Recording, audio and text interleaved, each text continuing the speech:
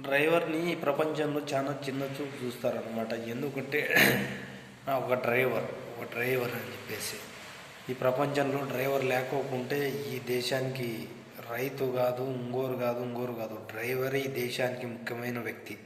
డ్రైవర్ని అందుకే చిన్న చూపు చూడకూడదు. మనతో పాటు ఒక ప్రయాణం చేసే డ్రైవర్ని ఏం బాబు తిన్నావా, మాట వరుసకైనా అడగాలి కదా, తిన్నావా, ఎట్లా, ఏమి కథ, ఏమైనా తింటావా, మధ్యలో టీ ఏమైనా తాగుతావా అని అడగాల మనం.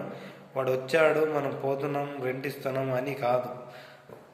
ఏమైనా తిన్నావా, టీ ఏమైనా తాగుతావా, ఏదైనా కావాలా, 10 నిమిషాలు రెస్ట్ ఇవ్వాలా డ్రైవర్ కానీ అనేది. ప్రపంచంలో దేశానికి రైతే వెన్నెముక. దేశానికి డ్రైవర్ లేకుంటే ప్రపంచమే లేదు.